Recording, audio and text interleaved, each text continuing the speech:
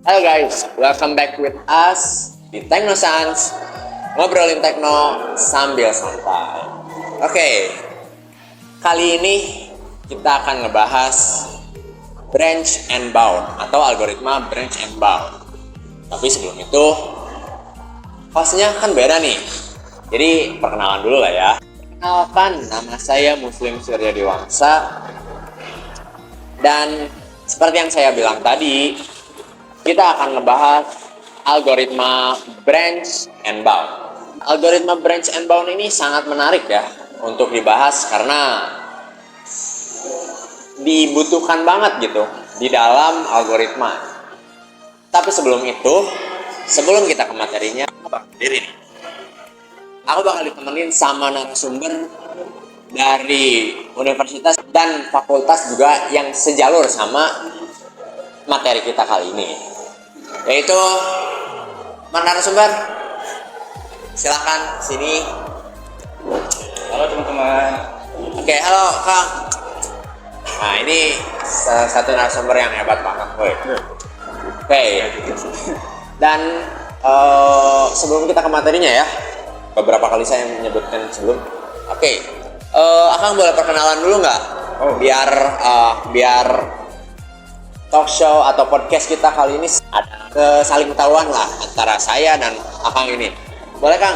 Siap. Oke, teman-teman, perkenalkan nama saya Anjang Suwandi dari Universitas 11 April, Fakultas Teknologi Informasi Prodi Informatika.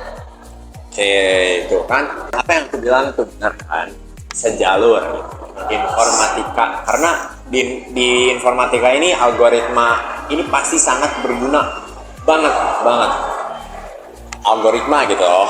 Udah dijelasin kan di video sebelumnya gitu ya. Dan kali ini kita akan langsung aja ke materinya dengan kita Teknosans, ngobrolin teknologi sambil sans.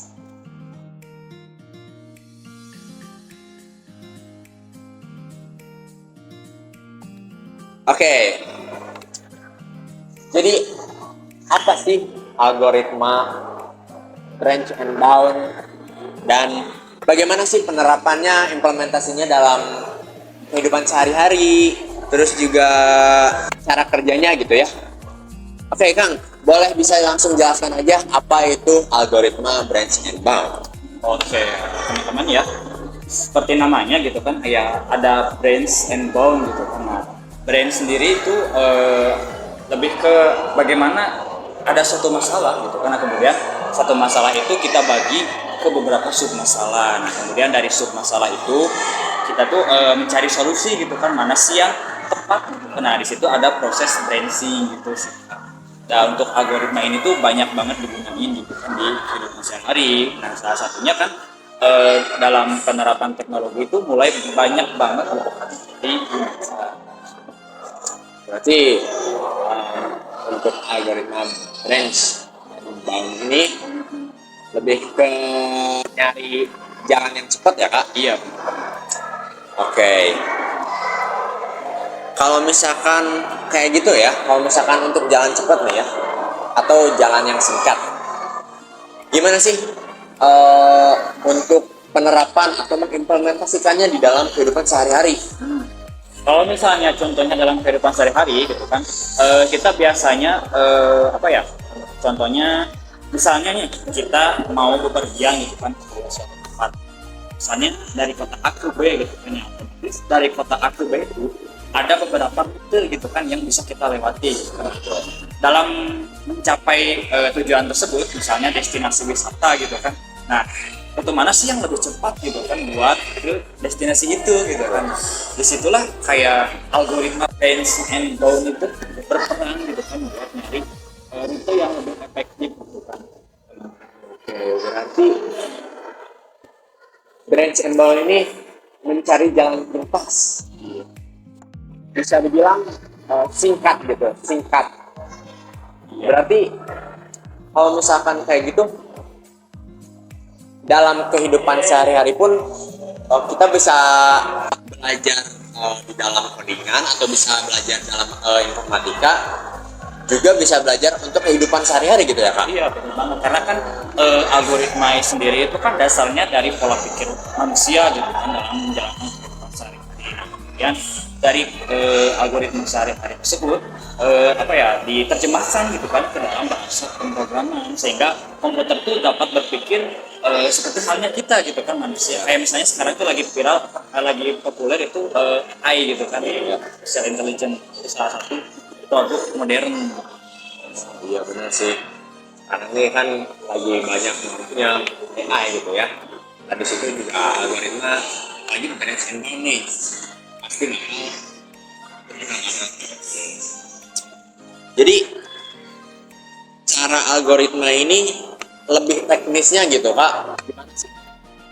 Kalau dijelasin secara teknis sih, tadi kan udah sedikit spill gitu.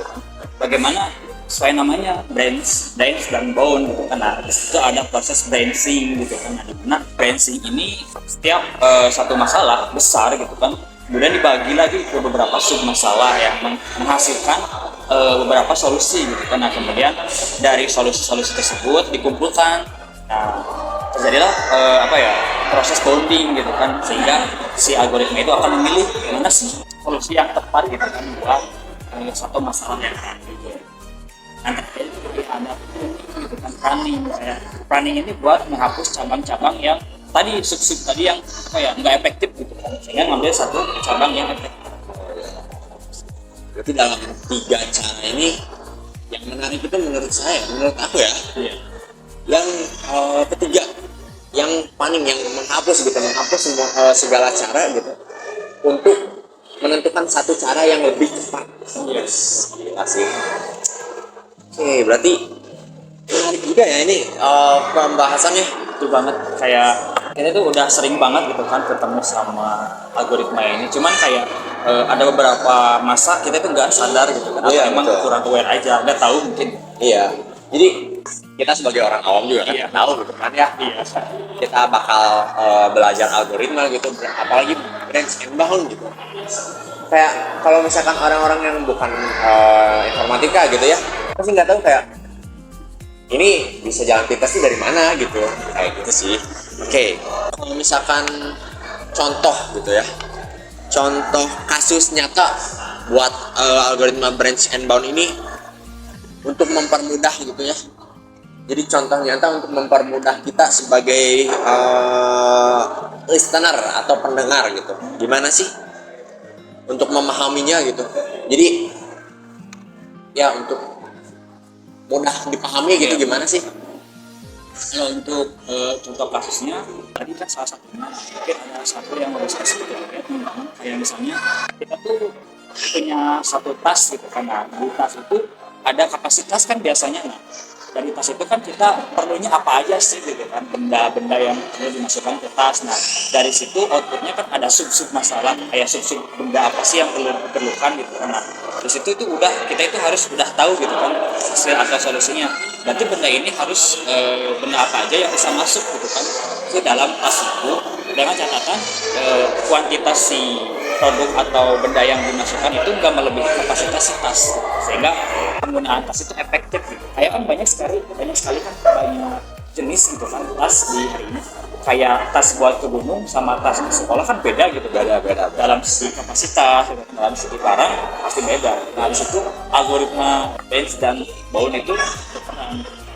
Berarti untuk contoh kasusnya tas gitu ya, tas yang di dalam ini mengharuskan kita untuk memfokuskan apa aja gitu ya, apa aja yang bakal ada di dalam tas itu ya gitu. Itu dalam segi kehidupan sehari-hari. Dalam segi kehidupan sehari-hari.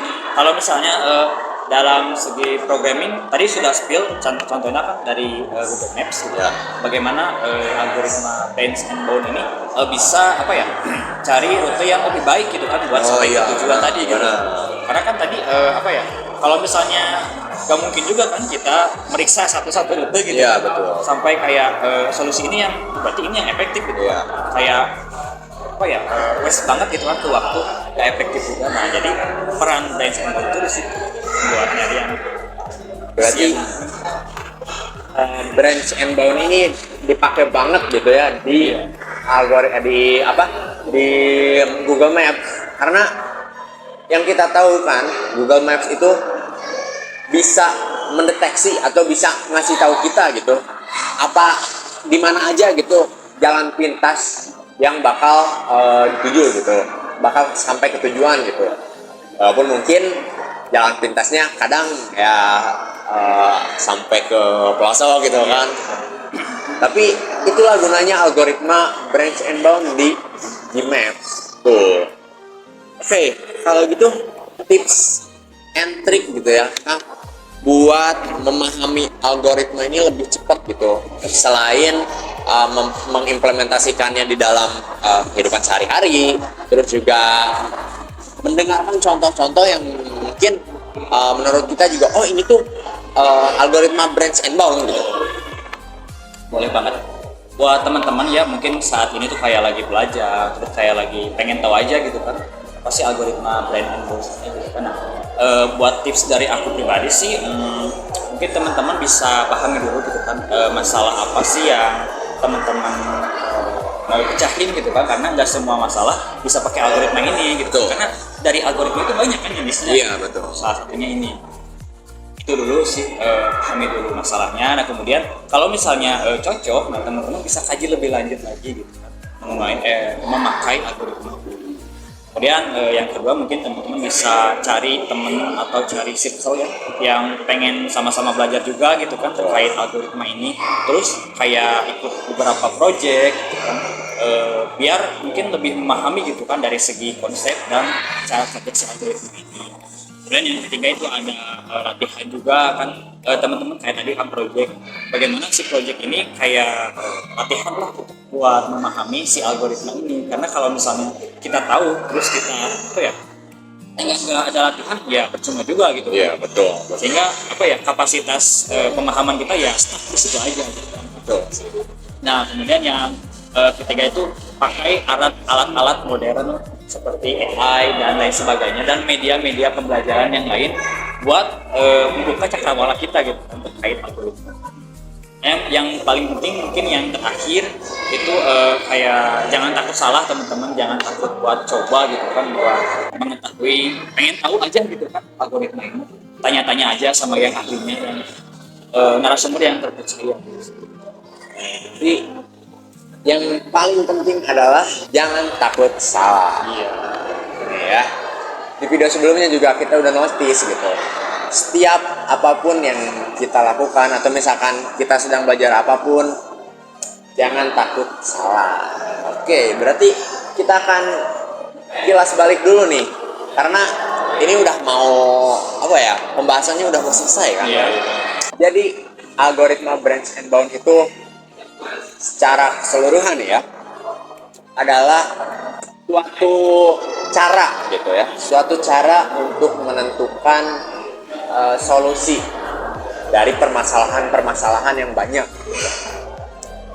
Dan branch and bound ini, branch yaitu memecah ya Kang ya, memecah dulu beberapa pilihan dari satu solusi gitu, satu masalah yang mungkin rumit, terus di bound itu menentukan gitu untuk menyatukan pilihan yang benar-benar tepat dan singkat. Wah, singkat banget gitu. Dan untuk pengimplementasiannya juga kan gampang gitu ya. Kita dari tas, dari Gmaps apalagi yang kita gunakan sehari-hari loh. Kayaknya udah sering banget. Iya. Bahkan di Gojek pun ya kan, Iya, benar banget. di Gojek pun itu kepake banget. Jadi bukan Gmaps aja, seperti Gojek online. Terus juga kita untuk mudah memahaminya gitu kan harus paham juga gitu tentang apa yang disebut sebagai branch and bound. Karena kalau misalkan kita nggak paham tentang branch and bound, apalagi algoritma, gitu ya, kita pasti nggak bakal dengan cepat atau dengan mudah gitu untuk memahami sebuah materi, sebuah algoritma branch and bound ini gitu. Oke, berarti itu adalah pembahasan singkat dari saya dan pembahasan yang sangat menarik dari akang narasumber ini ya. Jadi kita belajar cara kerjanya juga kan, cara implementasinya juga gitu, biar kita tahu bagaimana kita menghadapi sebuah algoritma atau masalah dalam kehidupan sehari-hari atau dalam informatika ini. Oke, emang sih kelihatan algoritma ini sangat sulit banget gitu kan, sulit banget ya Kang ya. Iya. Tapi kalau kita memahaminya dengan baik, kita memahaminya dengan tekun gitu, kita bisa ataupun konsisten gitu ya untuk memahami sebuah algoritma branch and bound ini, pasti kita bisa untuk menguasai gitu ya. Oke, mungkin sampai sini aja Kang ya. Oke. Karena pasti di video-video selanjutnya juga pasti akan membahas sebuah materi-materi yang lebih menarik daripada branch and bound ini. Karena kita masih banyak algoritma itu banyak sekali guys. Jadi jangan hanya terpaku pada satu cara aja gitu ya. Seperti video sebelumnya backtracking kayak ngambil jalur belakang dulu gitu, kita kilas belakang dulu, lalu menggunakan cara yang lain gitu, kayak timeline gitulah, timeline yang bercabang gitu. Oke. Kang, makasih banget ya untuk kehadirannya. Oke. Jangan lupa untuk stay tune aja di channel kita di Teknosans, ngobrolin tekno sambil santai. Dadah. Perkenalkan, salah.